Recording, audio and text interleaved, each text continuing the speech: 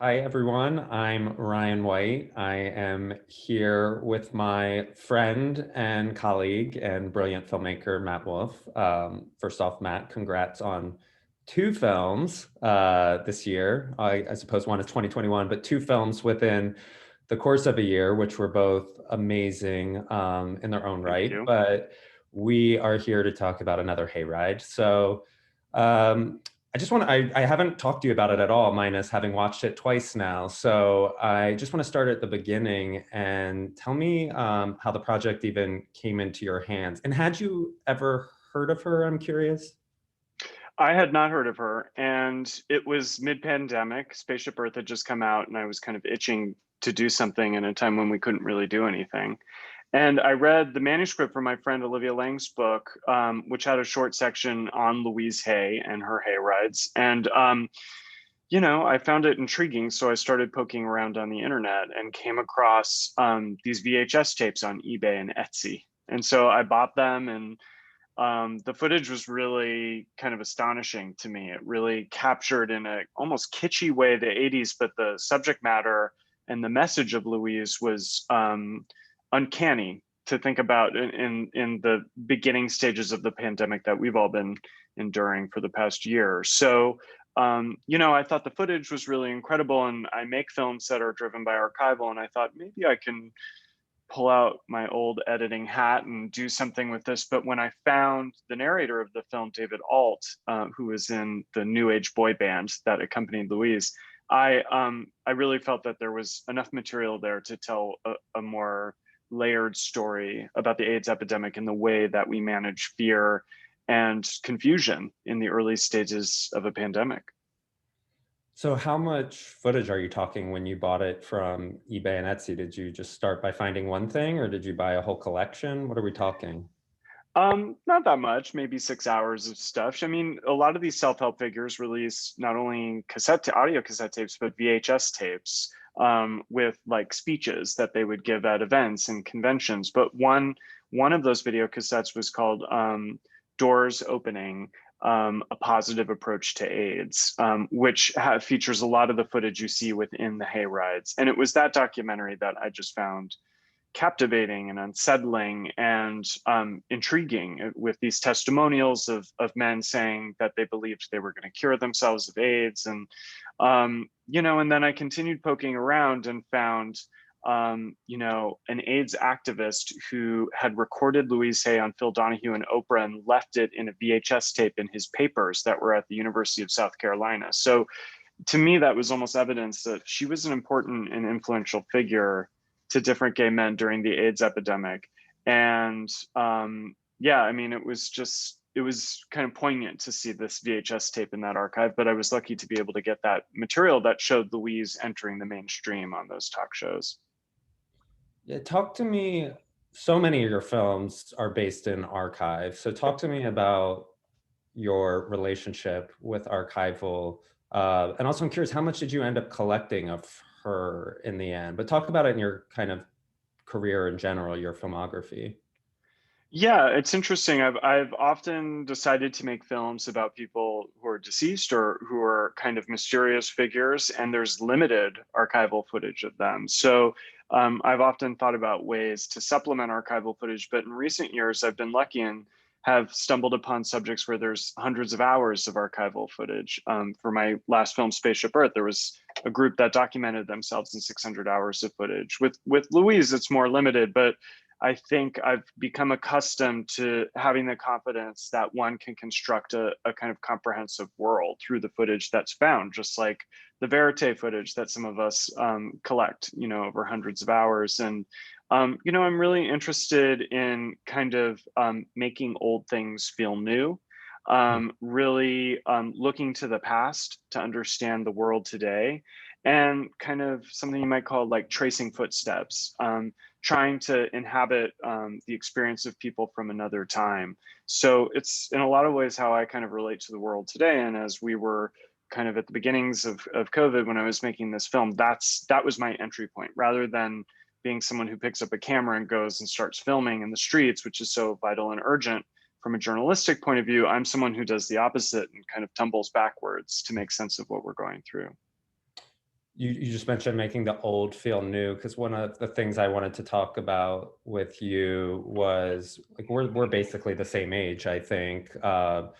Both gay men from different parts of the country. So I wanted to talk about, we were boys at the beginning of the AIDS crisis and kind of, I think, coming of age at that time. So how did your personal experience, and I think this isn't the first film you've made about the AIDS crisis. I know you've gone there on other films, but how does your own kind of personal experience with it shape the point of view in this film, if at all?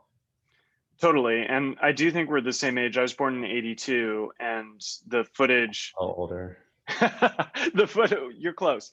The Yeah. footage in this film is from 85. So I was 3, maybe you were 4 or 5, I don't know. But basically, I think I have made other films about the impact of AIDS, and also portraits of artists who've died of AIDS. And I am really preoccupied with trying to understand what the experience of that would have been.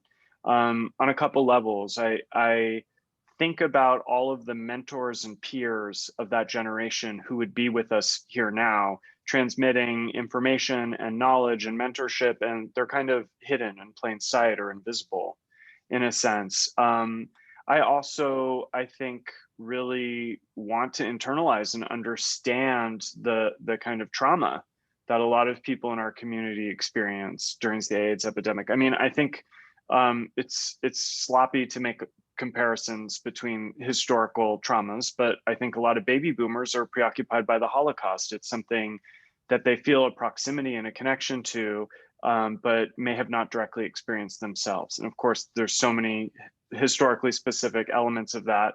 But with the AIDS epidemic, it's something that feels so much of the recent past, but something, even though it's still a very terrifying pandemic today, the early days of the epidemic, when it was almost a guaranteed death sentence, that's something that we didn't experience, that I feel is so connected to who we are, and the lineage we come from. And I've been really preoccupied with trying to better understand that without having been there.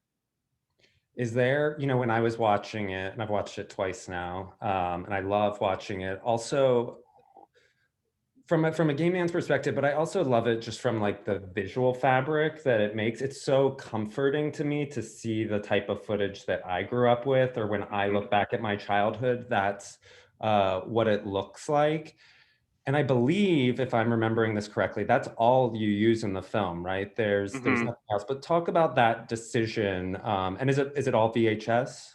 It's all VHS, and a lot of the archival I'm working with now is VHS, and it's really tapped into an aesthetic that you and I, and of course many other people, would associate with, for us, our childhood, but this particular time. And I'm really interested in footage that really captures the texture of another time, because I think it brings it to life in a unique way. So it's not about the high resolution, it's actually about the format of VHS and the soft fuzziness of it as a way to be telescoped back in time. But yeah, I think there is something unparalleled in archival footage being able to give you a sense of time and place, by being fully immersed in it. It makes a story feel real time instead of retrospective. And for that reason, I chose to record the film's narrator, David Alt, just as audio, and to have his audio commentary threaded with the sync sound in the archival, because um, in a sense, he has such a specific experience of kind of a kind of parental relationship with Louise, and being in this band that toured with her.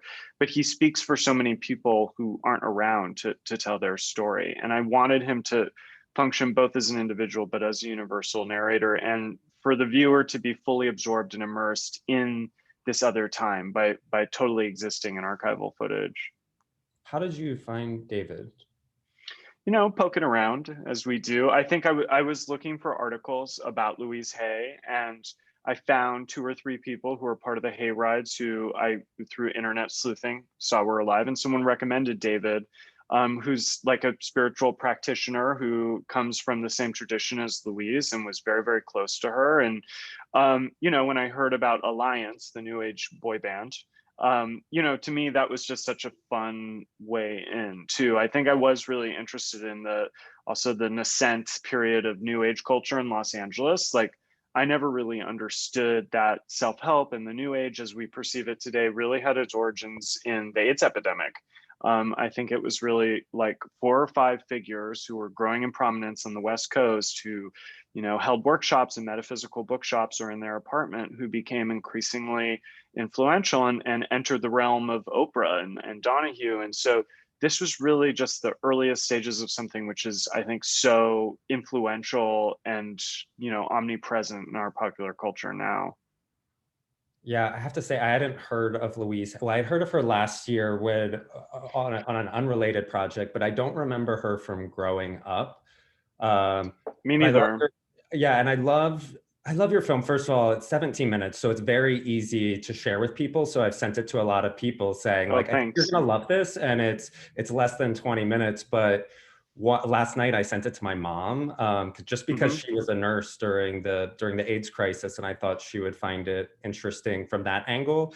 And she watched 20 minutes later, she texted me back and she said, like, oh my God, I didn't know Louise Hay did this for gay men. And she said, like, if you remember when your dad and I were going through a divorce, I listened to Louise Hay all the time and Wow. read her Wow. books. And she's like, you remember that thing by our telephone? That was a mantra by Louise Hayes, Hmm. which I totally remember. And so I didn't even know. I thought that she was only sort of preaching to the gay choir, but my mom apparently was. She was huge, and some of the criticism of her is that she was an opportunist and that gay men were her launching pad into huge mainstream success. I don't really see that, as I think that's a little flattened, but she started Hay House, which is by far the biggest publishing house of new age and self-help literature. And I mean, hundreds of millions of copies of her books sold. Just, like, if you go on Twitter and search Louise Hay, she's hugely influential, I think, to people our parents' generation more, but still with a kind of enduring legacy. But yeah, I had never heard of her either, but people really listened to her tapes a lot. I think her voice was a big feature in a lot of people's childhood or growing up as they were raising their kids. Yeah, it seems like one of those figures that meant a lot of different things to a lot of different people or Totally. demographics of people.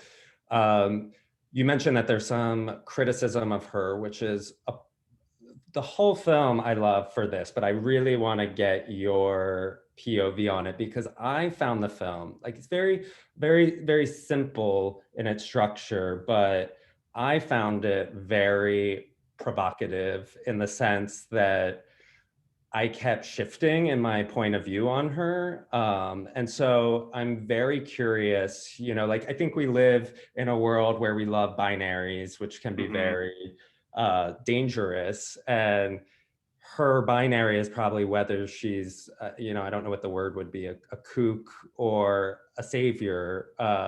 And I'm curious, not what your point of view is necessarily personally, but as like a filmmaker, why did you decide to craft the film in the way you did? Where I would say you didn't maybe come down on either side, but tell me what your thinking was going into how you crafted it. That's totally true. And I would say in most of my films now, that is my goal, is to create a kind of ambivalent relationship between someone and the subject so that the viewer isn't involved in hero worshiping, but also has enough nuance and layers of information to not wholesale dismiss or condemn someone. And I've often associated that with visionary personalities, people pursuing unprecedented things. I think Louise is different than someone who might be called a visionary, but I went into it assuming that she was pernicious or problematic. And as I talked to people who were part of the Hayrides and did more research, I think I realized that she was incredibly helpful and meaningful to a lot of people, and that there was a mixture of charisma, gravitational charisma, and also incredible empathy. And that, I had to put it in the context of the incredible stigmatization of gay men with AIDS at that time. I read this Los Angeles Times poll that said, the majority of people in America believe that gay people should be quarantined with AIDS, or that AIDS patients should be tattooed. So it's hard to understand the scope of stigmatization, and that put things into context. But the film is structured in such a way, I think, that you enter with a lot of skepticism and even aversion towards her. She seems problematic and anti-scientific, but there's an intentional turn in the film when you learn more about her backstory and that she was a victim of childhood sexual abuse. And to me, that was an opportunity to show that this woman is coming to this community with a shared experience of trauma, and that it gives her unique insight and empathy as to what everybody is going through. And I think that, you know, David Alt, the narrator, makes a really, really poignant and meaningful statement that there's a difference between healing and curing.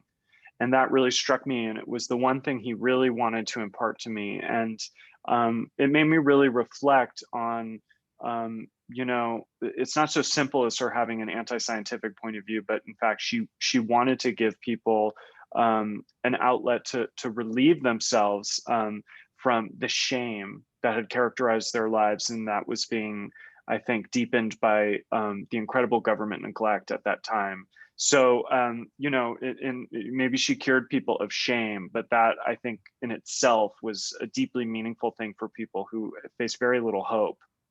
Yeah, that's what I love about it so much is I often felt like uncomfortable watching it, and then the next scene I would feel very comfortable, Hmm. um, you know, and Because so she's soothing. Her voice is very soothing.